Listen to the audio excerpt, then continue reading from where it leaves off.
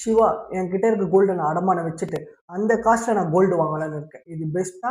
ஒர்ஸ்ட்டா? கொஞ்சம் சொல்லேன். நண்பா ஒரு குட்டி கதை சொல்லட்டுமா? என்னால முடியல. கடைசியா ஒரு குட்டி இது கதைன்னு சொல்ல முடியாது. அது நீங்க எப்படி வேணாலும் எடுத்துக்கலாம். என்கிட்ட ஒரு 1 சவரன் கோல்டு இருக்கு. அந்த 1 சவரன் கோல்டோடைய மதிப்பு ரூ. 1,00,000. அந்த கோல்டு எடுத்துட்டு போய் என்னுடைய பக்கத்து ஏரியால இருக்க நான் ஒரு ஜுவல்லரி ஷாப்ல நான் அடமானம் வைக்கிறேன். அவங்க எனக்கு 70,000 வரைக்கும் குடுப்பாங்க. ஏன்னா 1,00,000மே அவங்க குடுத்துற மாட்டாங்க. அந்த 70,000தோட என்கிட்ட இருக்க ஒரு 30,000த்த நான் போட்டு இன்னொரு 1 சவரன் கோல்டு நான் வாங்குறேன். இப்ப என்கிட்ட 2 சவரன் கோல்டு இருக்கு. 1 சவரன் கோல்டு என் கையில இருக்கு. இன்னொரு 1 சவரன் கோல்டு என்னுடைய பேர்ல அந்த அடமான கடையில இருக்கு. ஸோ நம்ம இந்த மாதிரி பண்ணோம்னா நம்ம கிட்ட 2 சவரன் கோல்டு வந்துரும் ஃப்ரெண்ட்ஸ். நம்ம கிட்ட கோல்டோட குவான்டிட்டி இன்க்ரீஸ் ஆயிடும். பட் இது நம்மளுக்கு பெஸ்ட்டா இல்ல ஒர்ஸ்ட்டான்ட்டு நம்ம பார்க்கலாம் வாங்க. இத நான் எக்ஸ்பிளைன் பண்றதுக்கு 2 சினாரியோ எடுத்துக்கிறேன்.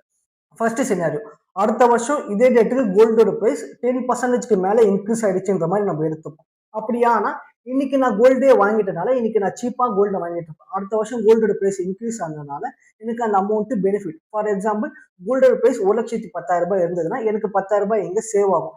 8,000 நான் இன்ட்ரெஸ்டா நான் பே பண்ணியிருந்தாலும் எனக்கு கோல்டு எங்க சீப்பா வந்து எனக்கு கிடைச்ச மாதிரி.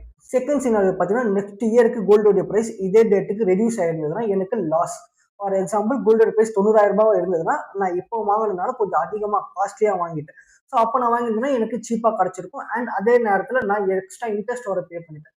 ஸோ ஸோ நம்ம இந்த வீடியோல இருந்து புரிஞ்சுக்க வேண்டிய ஒரு முக்கியமான விஷயம் என்னன்னா, நம்ம கிட்ட இருக்க கோல்டு அடமானம் வச்சு நம்ம அடிஷனலா கோல்டு வாங்குறோம்னா அது நம்மளுக்கு பெஸ்ட்டா இல்ல ஒர்ஸ்ட்டான்றது ஃபியூச்சர்ல அந்த கோல்டோட பிரைஸை பேஸ் பண்ணி தான் ஃப்ரெண்ட்ஸ் டிட்டர்மைன் ஆகுது. ஸோ நம்ம கோல்டு அடமானம் வச்சு நம்ம கோல்டு வாங்கலாம், அது தப்பு இல்லை. பட் கோல்டோட பிரைஸ் ஃபியூச்சர்ல இன்க்ரீஸ் ஆனா நம்ம கோல்டு அடமானம் வச்சு கோல்டு வாங்கினதுனால நம்மளுக்கு அட்வான்டேஜ் பெஸ்ட். இன்கேஸ் அந்த கோல்டோட பிரைஸ் ஃபியூச்சர்ல டிக்ரீஸ் ஆயிடுச்சுன்னா நம்ம அடமானம் வச்சு கோல்டு வாங்கினதுனால நம்மளுக்கு லாஸ் தான் ஃப்ரெண்ட்ஸ் ஆகும். ஸோ இதை மட்டும் நீங்க கொஞ்சம் வாட்ச் பண்ணிக்கோ.